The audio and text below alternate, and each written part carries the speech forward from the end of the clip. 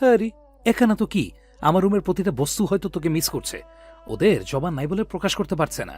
রাহা কপাল চাপড়ালো। এই পুরুষ আরেক পাগল, এটাকে নিয়ে কি করা যায় সেটাই বুঝতে পারছে না। আচ্ছা, আমি বাসায় চলে যাচ্ছি খুব দ্রুত। রাখেন আপনি। আচ্ছা শোন বউ, একটা উড়ন্ত চুমু দে তো। রাহা ভ্রু কুচকে জিজ্ঞেস করলো, উড়ন্ত চুমু আবার কি? মোবাইলে যে চুমুটা দেওয়া হয় এটা কি উড়ন্ত চুমু বলে? রাহা যথেষ্ট বিরক্ত হলো। একে তো এই পরিস্থিতি, আর তিশান কিনা এখন এসব বলছে, কিন্তু তিশানের কথার উপরে আর কোনো কথা হতে পারে না। রাহা কলটা কেটে মেসেজে তিশানকে একটা চুমু দিয়ে ফোনটা অফ করে রেখে দিল। নিশ্চয়ই তিশান অনেকগুলো মেসেজ লিখে ফেলছে। রাহা ফোনটা ব্যাগে ঢুকিয়ে রাখলো। মৌ চুপ করে আছে। রাহা বিপাকে পড়লো। মৌর সাথে আবার কিভাবে, কোথা থেকে কথা শুরু করা যায় বুঝতে পারলো না। তুমি সত্যি ইব্রাসকে ভালোবাসতে তো রাহা? আকস্মিক এমন প্রশ্নে ঘাবড়ে গেল রাহা। এটা কোনো প্রশ্ন হলো? আর ভালোবাসার সময়টা পেল কোথায়? যদিও সবার ক্ষেত্রে ভালোবাসতে সময় লাগে না, কিন্তু ব্যাপারটা তো আর সবার জন্য এক নয়। কিন্তু হ্যাঁ, রাহা মানে প্রথম প্রেম হোক কিংবা ভালোবাসা, সেটা ইবরাজের সাথেই হয়তো হতো সে থাকলে। কেবল অনুভূতির বীজ বুনেছিল রাহা, এরপরই তো সেই বীজ মাটিসহ উপড়ে ফেলা হয়েছে নর্দমায়। তিশান এখন তার স্বামী, অধিকার বোধ থেকে হোক কিংবা অন্য কিছু, এখন ভালোবাসলে সেটা তিশানকেই ভালোবাসে রাহা। অতীত তো সবারই থাকে, অতীতের জন্য বর্তমান নষ্ট করা তো বোকামি। রাহার কাছ থেকে কোনো উত্তর আসলো না। সে চুপ করে আছে দেখে ময়ের বিবর্ণ মুখটা, সরি, সে চুপ করে আছে বলে ময়ের মুখটা বিবর্ণ হয়ে গেল। আচ্ছা মৌ আপু, তুমি ইব্রাজকে দেখেছো কোথাও? আর তোমার ভালোবাসার কথা জানিয়েছিলে তো তাকে? রাহার প্রশ্নে মো তাচ্ছিল হাসলো, এরপর অসহায় কণ্ঠে বলতে লাগলো, মানুষটা দেখেছিলাম কলেজ থেকে আসার পথে। কলেজে যেতে হতো তোমাদের বাসার সামনে দিয়ে।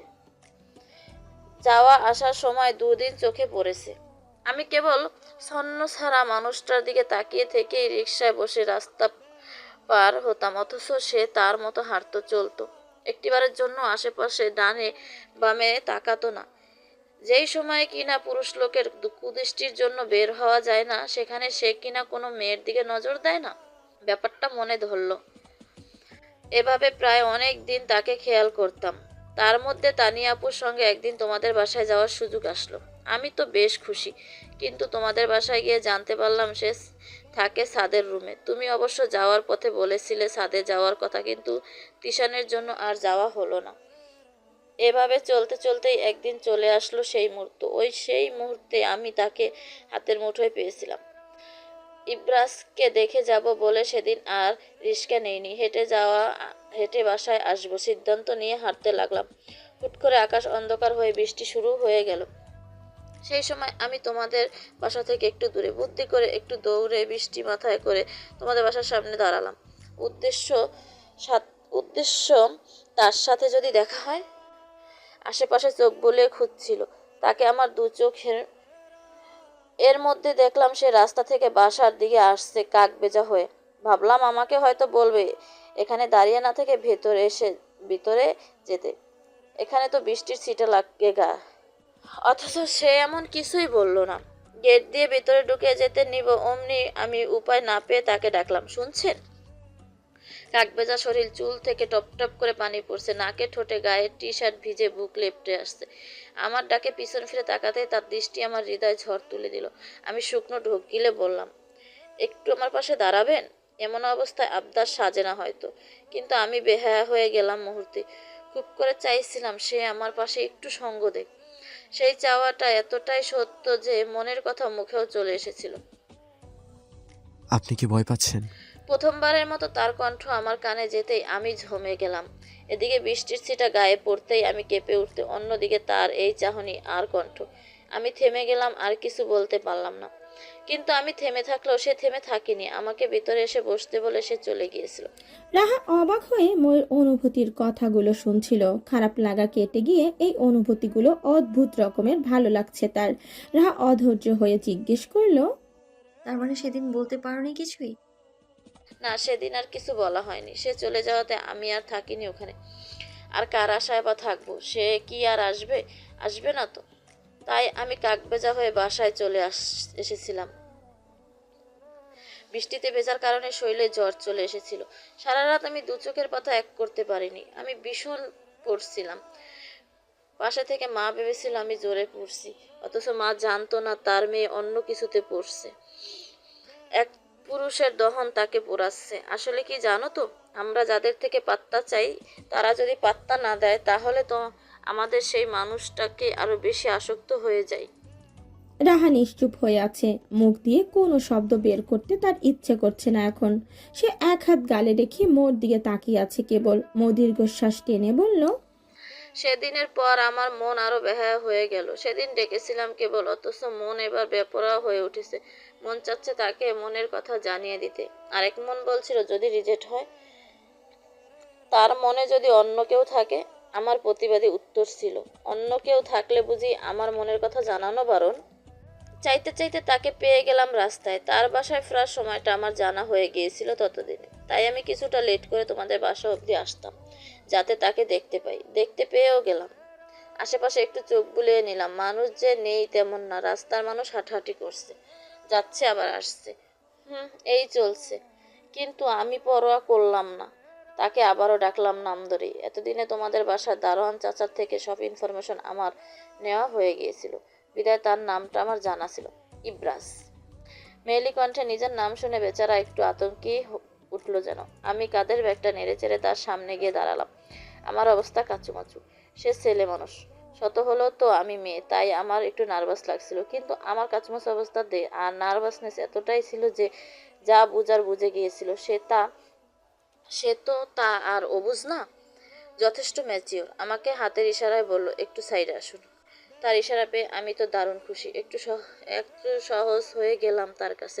পিছু পিছু গিয়ে এক সাইডে দাঁড়িয়ে ঘাড় উঁচু করে তার দিকে তাকাতেই দেখলাম সে আমার দিকে তাকিয়ে নয়, একটু আর হয়ে দাঁড়িয়ে তাকিয়ে আছে।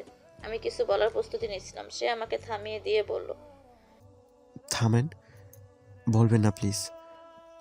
আমি চাই না আপনি এগুলো বলেন তারপর আমার থেকে ইতিবাচক কোনো কিছু না শুনে কষ্ট পান। একজন মেয়ের জন্য এটা অবশ্যই কষ্টের। যেখানে আমি ছেলে হয়ে শক্ত মনের হয়ে পাত্তা না পেয়ে ব্যথিত, সেখানে আপনি তো মেয়ে নরম মনের মানুষ। আমার তার কথা বুঝতে অসুবিধা না হলেও মানতেও অসুবিধা হচ্ছিল।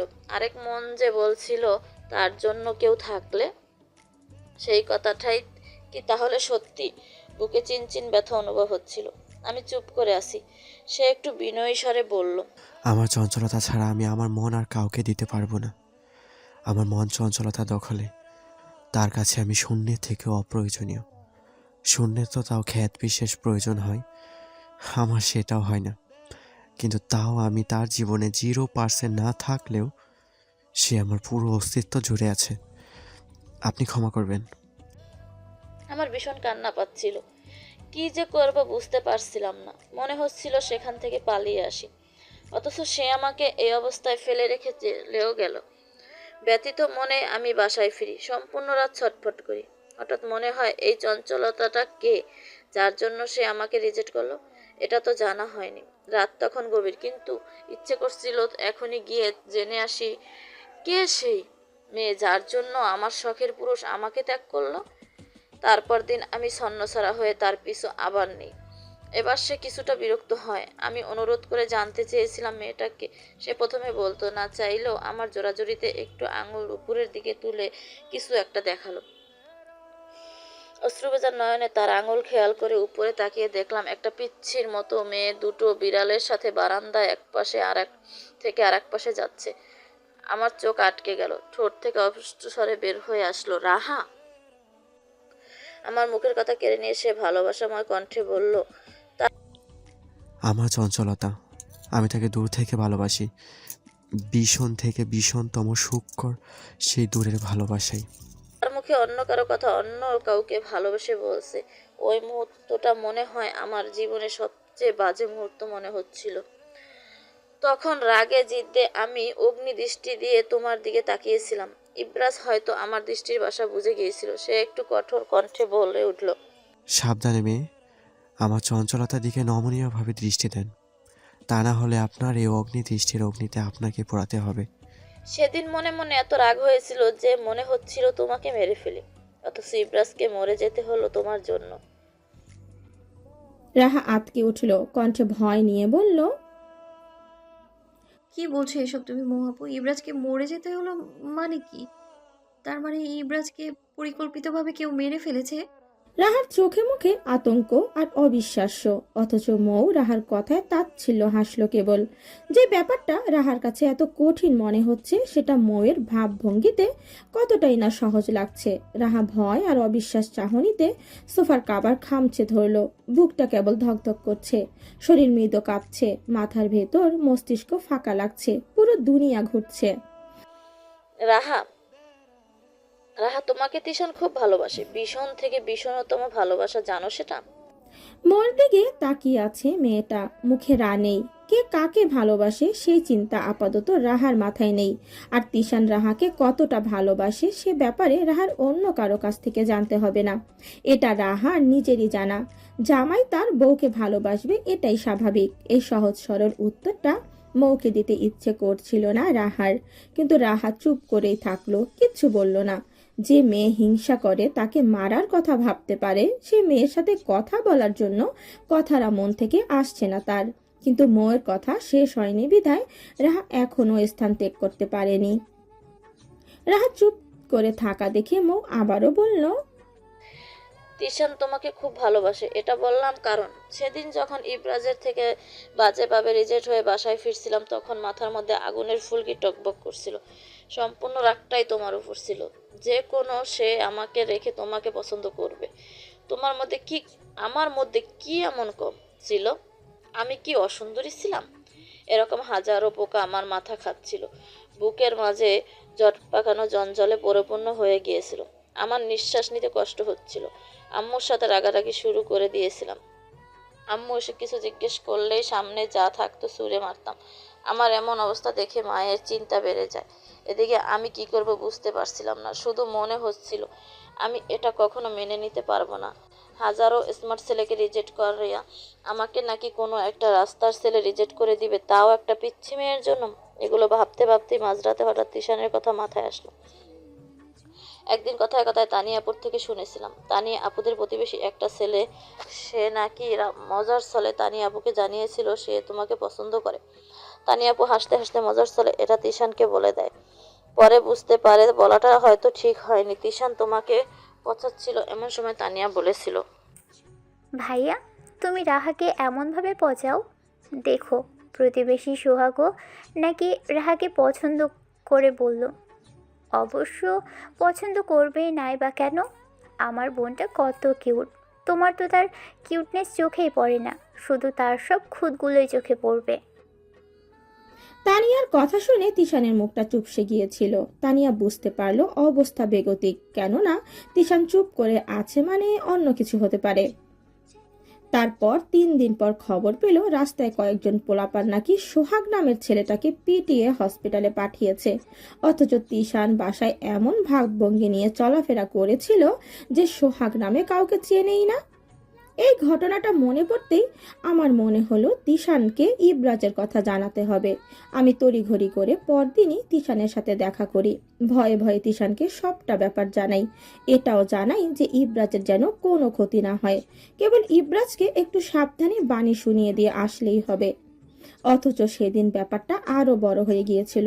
তিশান আমার কথা মতো ইব্রাজের সামনে এসেছিল, ইব্রাজকে জানিয়েছিল রাহার থেকে দূরে থাকো, তা না হলে সমস্যা হবে। ইব্রাজ শান্ত কণ্ঠে বলল, আমি তো দূরেই।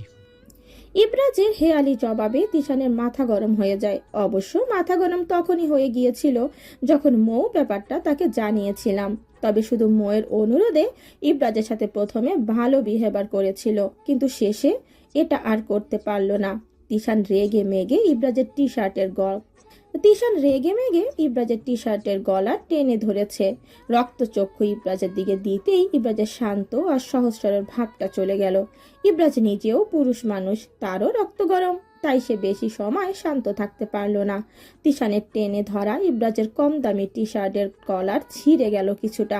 তিশান রেগে গিয়ে বলল, একদম মেরে ফেলবো যদি আরেকদিন আমার তাজের দিকে নজর দিস। তাচ্ছিল হাসল ইব্রাজ, ঠোঁটের কোণে হাসি ফুটিয়ে বলল, জাস্ট নজর দিতে এত ভয়? নিয়ে তো যাচ্ছি না, কেবল দূর থেকে একটু দেখছি। এই হারামের বাচ্চা, তুই আমার মুখে মুখে কথা বলিস, তোর জিভ টেনে ছিঁড়ে ফেলবো। তিশানের প্রচন্ড হুঙ্কারে ইবরাজ এক চুলো নড়ল না, কেবল রুক্ষ স্বরে বলল, যা করার করে নাও। এই জীবন থাকতে আমি চঞ্চলতার পিছু ছাড়ছি না। তবে হ্যাঁ, চঞ্চলতা যদি কখনো আমাকে বলে তার পিছু ছাড়তে, তবে আমি পিছু ছাড়তে রাজি, তবু আড়াল থেকে তাকে ভালোবাসি। ইবরাজ প্রস্থান করলো। তিশান রাগে ফেটে যাচ্ছে, কি করবে বুঝতে পারছে না। বাসায় না গিয়ে রাহাদের বাসায় চলে আসলো। মুনতাহারা দরজা খুলে দিতেই তিশান ফট করে রাহার রুমে ঢুকে পড়েছিল। রাহা তখন ইবরাজের দেওয়া চিরকুটে মনোমুগ্ধ নয়নে তাকিয়ে, চোখে হাজার বছরের মায়া। তিশানের বুক জ্বলে উঠল। তিশান ভেবেছিল রাহাকে বুঝিয়ে বলবে, যেন রাহা নিজে ইবরাজকে বলে তার পিছু ছাড়তে। অথচ রাহার এরূপ অবস্থা দেখে তিশান পিছপা হলো। বুঝতে পারলো যা করার তাকেই করতে হবে। অথচ রাহা এদিকে তখনও জানতো না চিরকুটদাতা ইবরাজ। জানতে পেরেছিল তো ইবরাজের মৃত্যুর পর। সব এক গোলক ধাঁধা যেন। রাহা অধৈর্য হলো, মৌকে থামিয়ে দিয়ে বলল, এত কিছু হলো অথচ আমি কিছু টের পেলাম না। মৌ কিঞ্চিত হেসে বলল, তোমার মন এসব ছিল না রাহা, তুমি তো নতুন নতুন প্রেমে পড়েছিলে, হৃদয়ে তখন লাল নীল স্বপ্ন তোমার। অথচ তোমার আশেপাশে তিনটা মানুষ নীল রঙের যন্ত্রণায় কাতরাচ্ছিল। রাহার এবার ভীষণ কান্না পেল। ঠিক কতটা উদাসীন ছিল ভাবতে রাহার চোখ থেকে টপ করে এক ফোঁটা পানি গাল বেয়ে পড়ে গেল। মৌ রাহাকে থামিয়ে দিয়ে বলল, আহা, কেঁদো না রাহা, তোমার হাজবেন্ড তিশান যদি জানতে পারে তাহলে হয়তো আমাকে কেটে কুটি কুটি কুচি কুটি করবে। রাহার সব কিছু অবিশ্বাস লাগছে। রাহা হাতের উল্টো পিঠে মুখ মুছে ঠোঁট ভেঙে জিজ্ঞেস করলো, ঈশান আসলেই এমন? কাটা গায়ে নুনের ছিটা দেওয়ার মতো মুখ আরেকটু খোঁচা মেরে বলল, না না, একদমই না, জানো তিশান অনেক ভালো। এই যে আমি কানাইপুরে যাই, সেখানে তো তিশানই আমাকে খসড়াপাতি দিয়ে পাঠায়, সাথে টাকা পয়সা দেয় ইবরাজের পরিবারকে দিতে। ভাবা যায় ছেলেটা কত দায়িত্বশীল। রাহা আর অবাক হতে পারছিল না। ছোট্ট মস্তিষ্ক এসব আর নিতে পারছে না। মৌ একটু একটু করে বলছে, আর রাহার মস্তিষ্কে একটু একটু করে রক্তক্ষরণ হচ্ছে। রাহা এভাবে আর পারছিল না, তাই সরাসরি জিজ্ঞেস করেই ফেলল, ইবরাজকে তাহলে মেরে ফেলা হয়েছে? রাহা বহু কষ্টে বাক্যটা মুখ থেকে বের করে ও দাঁত খিচে বসেছিল, আর আশা করেছিল যেন মৌ না বোধক কিছু বলে। অথচ রাহাকে ভুল প্রমাণ করে দিয়ে মৌ বলল, মেরে ফেলা হয়েছে। রাহার হৃদয়ে যেন কেউ ছুরি ঢুকিয়ে দিয়ে সেটা বের করে নিল। রাহা কুচো হয়ে বসেছিল, গড় গড় করে চোখের পানিগুলো নিজের কোলেই পড়ল। কান্নার জন্য কথা বলতে পারছে না। এতদিন পর এগুলো শুনতে হবে, সেটা রাহা কখনো কল্পনা করতে পারেনি। এতদিন মানুষটা মারা যাওয়াতে হৃদয় পড়েছিল, আর এখন যেই তাকে ভুলতে বসেছিল অমনি হৃদয়ের পুড়ে যাওয়া কয়লাগুলোতে কেউ আবার পুনরায় আগুন জ্বালিয়ে দিল। রাহার চোখের পানি টপ টপ করে পড়ছে, ঠোঁট টিরটির করে কাঁপছে। কাঁপা কাঁপা ঠোঁটে রাহা সাহস করে জিজ্ঞেস করলো, কে মেরেছে? যদিও প্রশ্নটা করতে চেয়েছিল না মেয়েটা, কারণ উত্তর কি হতে পারে সে আংশিক ধারণা করতে পারলেও সেটা মানতে পারছিল না। তার স্বামী হয় তিশান, নিজের স্বামীর প্রতি এমন ধারণা মস্তিষ্কে আনাও তো পাপ, অথচ সেটাই কিনা মানতে হবে। মোড় থেকে উত্তর আসলো, তিশান মেরেছে ইবরাজকে। রাহা কেঁপে উঠল। ইচ্ছে করছে ময়ের মুখে হাত দিয়ে মুখটা বন্ধ করে দিতে। এ কথা শুনতে হবে জানলে রাহা কখনো ময়ের কাছে আসতো না। দরকার লাগলে তিশানের সাথে সারা জীবন এ মিথ্যের আড়ালে গিয়ে সংসার করত। এ সংসার যে বড় শখের আর সুখের সংসার মেয়েটার, অথচ সত্যি তো কখনো চাপা থাকে না। তাই রাহাকে আজ সব সত্যি জানতেই হলো। রাহার বুকের ভেতর সব জ্বলে যাচ্ছে। একে তো একটা মানুষকে মেরে ফেলা, তার উপর নিজস্ব মানুষটা কিনা এভাবে বিশ্বাস ভেঙে দিল। রাহার অঝোর কান্না দেখে মৌ সান্ত্বনা দেওয়ার ভঙ্গিতে বলল, কান্না কেন করছো রাহা? তিশান তোমাকে ভালোবাসে বলেই না। মৌ কথাটা শেষ করতে পারল না। রাহা তাকে থামিয়ে দিয়ে বসা থেকে ফট করে উঠে গেল। অনেক হয়েছে আপু, লাগবে না আমার এই ভালোবাসা। রাহার সমস্ত শরীর ঘৃণায় রিরি করছে। তিশানের প্রতি সব ভালোবাসা নিমিষেই ঘৃণায় পরিণত হয়ে গেল। এমন বিশ্রী ভালোবাসা লাগবে না আমার। এই বাক্যটা বিড়বিড় করতে করতে রাহা এলোমেলো পায়ে বেরিয়ে গেল রুম থেকে। মৌ অবশ্য দুপুরের খাবার খেয়ে যেতে বলল, অথচ এই অবস্থায় গলা দিয়ে খাবার নামবে ভাবাটাও পাপ। বাহিরে দুপুরের তপ্ত রোদ। রাহার মাথা ঘুরছে, চোখে অন্ধকার দেখছে, হাঁটতে পারছে না, এক কথায় পা নাড়িয়েও পেটের ভেতর নাড়ি বুড়ি সব বের হয়ে যাবে মনে হচ্ছে। পাশেই মাছ বাজারের বিশ্রী গন্ধ। রাহা নাক মুখ দিয়ে বমি করে দিল।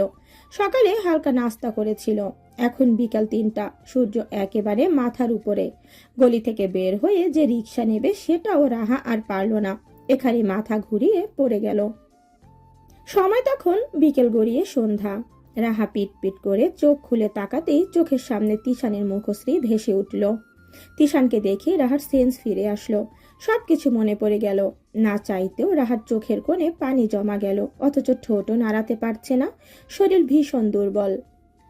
রাহার চোখে পানি দেখে তিশান বিচলিত হলো, 2 আঙুলের সাহায্যে রাহার চোখের পানি মুছে দিল। রাহার ইচ্ছে করলো বাধা দিতে, ছুতে না দিতে, কিন্তু বাধা যে দিবে সেই শক্তিটুকুও তার মধ্যে নেই।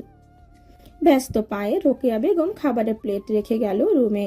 যেতে যেতে বলল খাবারটা যেন খাইয়ে দেয়া হয়, আর ভুলেও যেন মুনতাহারাকে এসব জানানো না হয়।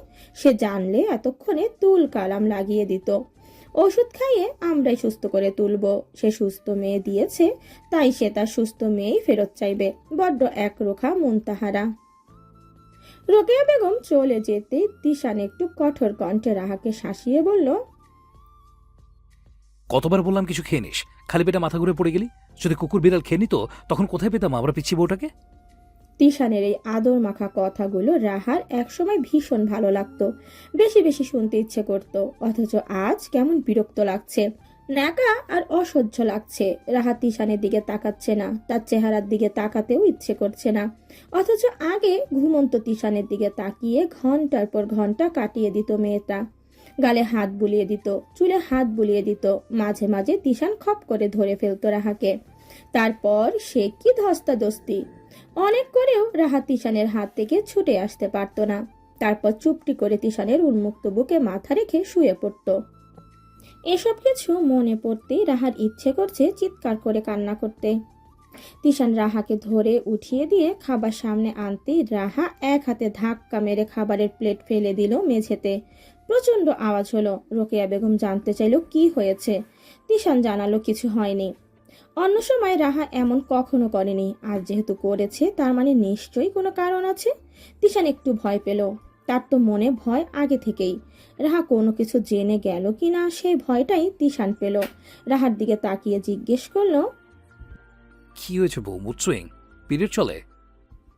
রাহার রাগ যেন আরো বেড়ে গেল। প্রচন্ড রাগে আর ঘৃণায় রাহার 2 হাত মুখ ঝাপটে ধরে কান্না শুরু করে দিল। রাহার এমন পাগলের মতো কান্না তিশান আগে কখনো দেখেনি। তিশান এবার অস্থির হয়ে গেল। বিষয়টাকে সহজ ভেবেছিল, কিন্তু রাহার কান্নার ধরন বলছে রাহা ঠিক নেই। তিশান উঠে গিয়ে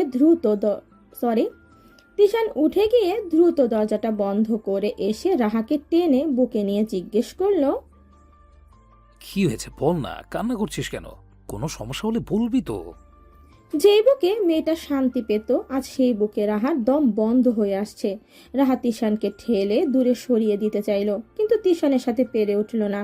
রাহার কান্না থামছে না। তিশানের বলা পিরিয়ড চলে কিনা কথাটা শুনে রাহার বুক ছিঁড়ে যাচ্ছে, কারণ 2 মাস হলো রাহার পিরিয়ড মিস হয়েছে। তিশানকে খুশি মনে চমকে দিয়ে খবরটা জানাবে ভেবেছিল, অথচ রাহা নিজেই চমকে বসে আছে। এই মুহূর্তটা রাহার ভীষণ কঠিন মনে হচ্ছে। তিশান যত রাহাকে কাছে টেনে এটা ওটা জিজ্ঞেস করছে, রাহার কান্না তত বেড়ে যাচ্ছে। রাহা কান্নার জন্য কিচ্ছু বলতেও পারছে না। রাহা নিজেকে বড্ড অসহায় ভাবতে লাগলো। কই ভেবেছিল এমন একটা খুশির খবর তিশানকে দেবে, তিশান খুশিতে রাহাকে কোলে নিয়ে নাচবে, অথচ কি থেকে কি হয়ে গেল। রাহার কান্না বেড়েই চলেছে। রাহা এক হাত পেটে রেখে মনে মনে ভাবলো এই খবরটা সে তিশানকে দেবে না। তার মতো পাপীর কোনো অধিকার নেই এটা জানার। তিশানকে ধাক্কা মেরে রাহাকে নিজেকে সরিয়ে নিল। তারপর ওয়াশরুমে ঢুকে ঠাস করে দরজা আটকে দিল। যেখানে এমন একটা খুশির খবর দিয়ে রাহা লজ্জায় লজ্জিত হয়ে তিশানকে আলতো করে বুকে ধাক্কা মেরে আবার তিশানের বুকে মুখ লুকাবে ভেবেছিল, সেখানে রাহা তিশানকে ঘৃণায় ধাক্কা মেলে নিজেকে নিয়ে পালাতে চাচ্ছে। তিশান এত কিছুই বুঝলো না। রাহার ফ্যাকাশে মুখের দিক কেবল ফ্যাল ফ্যাল করে তাকিয়ে রইল। ফোনটা তখন বেজে চলছে। রাহা ওয়াশরুম থেকে বের হয়ে রুমের চারপাশে চোখ বুলিয়ে দেখলো তিশান রুমে নেই। তিশানকে রুমে দেখতে না পেয়ে যেন স্বস্তি পেল। কেমন যেন তার সামনে নিজেকে সামলাতে পারে না। মোর সাথে আরো একটু কথা বলা দরকার ছিল। শরীরটা বড্ড খারাপ লাগছিল বলেই তো চলে এসেছে। মন্তাহারা কল দিয়েছে। রাহা ফোনটা হাতে নিয়ে 2-3 বার গলা পরিষ্কার করে নিল। হাতের আঙুলের সাহায্যে চোখের কোণের পানিটা মুছে কল রিসিভ করে কানে তুলল। আসসালামু আলাইকুম আপু। ওয়ালাইকুম আসসালাম। কিরে মা, কেমন আছিস? আলহামদুলিল্লাহ, তুমি কেমন আছো আপু? মন্তাহারার কণ্ঠে অসহায়ত্ব। ভালো আছি রে মা। কতদিন হলো তোকে দেখি না। বাসায় তো একদিন আসলে পারিস। তুমিও তো আসতে পারো আম্মু। হ্যাঁ, তা তো পারি, কিন্তু কোনো এক অদৃশ্য দেয়াল বাধা দেয় যেন। আর তিশানটাও এমন খচ্চর হয়েছে, সে নিজেও আসে না, তোকেও দেয় না। রাহার মন ফুপিয়ে উঠল। নিঃশব্দে কাঁদছে সে। কেমন যেন শুধু কান্না পায়। নিজেকে সামলানো দরকার। মা যদি একটু কিছু বোঝে তাহলে সমস্যা হবে। তিশান বারান্দায়, খালি গা, রাতের অন্ধকার আর মৃদু বাতাস তিশানের শরীরের উপরিভাগ শীতল করতে পারলেও শরীরের ভেতর প্রতিটা শিরায় শিরায় রক্ত গরম হয়ে উঠেছে। রাগে জিদ্দে কপাল কুঁচকে আছে। রাগটা সম্পূর্ণটাই মৌয়ের উপর। একটু আগেই মৌকে কল করেছিল। বরাবরের মতো মৌ এবার আর তিশানকে ভয় পেল না, বরং কণ্ঠে তেজশ্রী আনন্দ নিয়ে বলল, হ্যাঁ মিস্টার তিশান, আপনার স্ত্রী এসেছিল, কথাবার্তা হলো, তারপর চলে গেল। হ্যাঁ, মাঝ রাস্তায় সেন্সলেস হয়ে পড়ে গিয়েছিল। আমি তো বাসা অবধি দিয়ে আসলাম। আপনি অবশ্য তখন অফিসে ছিলেন। তিশানের মন বিষিয়ে গেল। ইচ্ছে করছে ময়ের মুখ চেপে ধরতে। মেয়ের কথার কি ধরন! এতদিন বিড়াল হয়েছিল, অথচ আজকে এমন ভাব করছে যেন সে চিতাবাঘ। কি কথাবার্তা হয়েছে তোমাদের? মৌ বিশ্রী হেসে বলল, সেটা আপনার স্ত্রীকে জিজ্ঞেস করে নিলে ভালো হয় না মিস্টার তিশান? তিশান বুঝলো এই মেয়ের সাথে এখন পেঁচাল করে লাভ হবে না। কলটা কেটে দিয়ে হাতের ফোনটা শক্ত করে হাতের মুঠোয় ধরে রেখেছে। চোখ মুখ শক্ত আর মাথার ভেতর মস্তিষ্কে রক্তক্ষরণ হচ্ছে যেন। কি করবে বুঝতে পারছে না। বিছানার এক কোনায় গুটিসুটি মেরে বসে আছে রাহা। মাত্র কয়েক ঘন্টার ব্যবধানে কি থেকে কি হয়ে গেল। এখন মনে হচ্ছে মোর কাছে না গেলেই ভালো হতো। এই সত্যি জানার পর ঠিক কি করতে হয় সেটা রাহার জানা নেই। চোখ মুখ কেমন ফ্যাকাশে হয়ে গিয়েছে। তুই মৌয়ের সাথে দেখা করতে গিয়েছিস কেন? রুমে ঢুকেই শক্ত চোখ মুখ আর গম্ভীর কণ্ঠে জিজ্ঞেস করলো রাহাকে। তিশানের প্রশ্নে রাহার রাগ তীর তীর করে বাড়তে লাগলো। তিশানের মধ্যে এতক্ষণ বিনয়ী ভাব থাকলেও এটা এখন নেই। সে কারণে রাহাও গর্জে উঠে বলল, কেন? গিয়েছি বলে কি আপনার খুব সমস্যা হয়ে গেল? তিশান এক প্রকার তেড়ে আসলো রাহার দিকে। রাহার সাথে এ যাবৎকাল কখনো সিরিয়াস তর্ক হয়নি। এভাবে গর্জে উঠে মুখে মুখে কথা বলার স্পর্ধা রাহা কখনো দেখায়নি। দুষ্ট মজা মিষ্টি ঝগড়া এগুলো তো অন্য ব্যাপার। তুই আমাকে বলে গিয়েছিস? আর কত বড় সাহস তোর যে আমার সাথে মিথ্যে বলিস? কলেজের নাম করে অন্য কোথাও চলে যাস, কলেজের নাম করে তবে এগুলো করিস? আর কই কই গিয়েছিস কে জানে। তিশানের মুখে এসব কথা শুনে রাহা আর নিজেকে সামলাতে পারল না। কই, সে তিশানের বিরুদ্ধে অ্যালিগেশন আনবে, অথচ তিশানি কি না তাকে উল্টো ঝাড়ি দিচ্ছে। যাকে বলে চোরের মায়ের বড় গলা। Just shut up mister Tishan. আপনাকে জানিয়ে কলেজ থেকে অন্য কোথাও যাওয়াটা আমার মিথ্যে বলা হয়ে গেল, অথচ এমন হাজারটা মিথ্যে কাহিনী আপনি আমার সাথে করেছেন। So don't shout with me. Tishan হতবম্ব। রাহার এই রূপ তিশানের অচেনা। মেয়েটা বরাবরই স্নিগ্ধ, অথচ আজ কি রুক্ষ আর কঠোর দেখাচ্ছে তাকে। তিশানের মনে হলো তার বুকের পাঁজর কেউ মটমট করে ভেঙে দিচ্ছে। বুঝলো ব্যাপার কিছু একটা হয়েছে। মৌ রাহাকে ঠিক কি বলেছে সেটাই জানতে হবে তিশানের। উড়নচন্ডী রাহার শান্ত স্নিগ্ধ রূপ দেখেছে তিশান, এবার তেজশ্রী আর বাঘিনী রূপ দেখলো। মৌ ঠিক কি বলেছে সেটা জানার জন্যই তিশান রাহাকে 2 হাতে আগলে ধরে চোখে চোখ রেখে জিজ্ঞেস করলো, কি হয়েছে তাজ, বল আমাকে। ও তোকে কি বলেছে? ওই বেয়াদব মেয়ে নিশ্চয়ই তোকে ভুল কিছু বলেছে। রাহা তেতে উঠল। তিশানের থেকে নিজেকে ছাড়িয়ে নিয়ে গর্জে উঠে বলল, একদম বাজে কথা বলবেন না। কাকে কি বলছেন? সে সত্যিটা বললো বলে তাকে ফালতুমি বলা হচ্ছে, আর আপনি খুব ভালো, তাই না? আমি ভালো না তাজ, আমি খারাপ। কিন্তু তুই যেভাবে রিয়েক্ট করতেছিস সেটা কিন্তু উচিত করতেছিস না। তিশানের মুখের প্রতিটি শব্দ যেন রাহার সাথে আগুনের ঘি ঢালার মতো কাজ করেছে। রাহা প্রচন্ড রাগে চিৎকার করে বলল, আমি যে আপনার সামনে দাঁড়িয়ে আছি, এখনো আপনার সাথে কথা বলছি, এটাই আমার অনেক বড় ভুল। আমি থাকবো না আর এখানে। এমন জঘন্য মানুষের সাথে থাকতে রুচিতে বাচ্ছে আমার। রাহা রেগে মেগে রুম থেকে বের হয়ে যাচ্ছিল। তিশান রাহার হাত টেনে ধরে থামানোর চেষ্টা করলো, কিন্তু রাহা থামছে না। তিশানের সাথে না পেরে রাহা তিশানের হাতে একটা কামড় বসিয়ে দিল। তিশান দাঁতে দাঁত চেপে রাহাকে ধরে রাখলো। তিশানের এমন ধৈর্য দেখার মতোই ছিল তিশানের এমন ধৈর্য দেখার মতোই ছিল, কিন্তু রাগ মানুষকে ধ্বংস করে দেয়, যে কারণে রাহাও হিতাহিত জ্ঞান শূন্য হয়ে পড়েছে। তিশানের থেকে ছাড়া পাওয়ার জন্য রাহা কান্না করতে করতে বলল,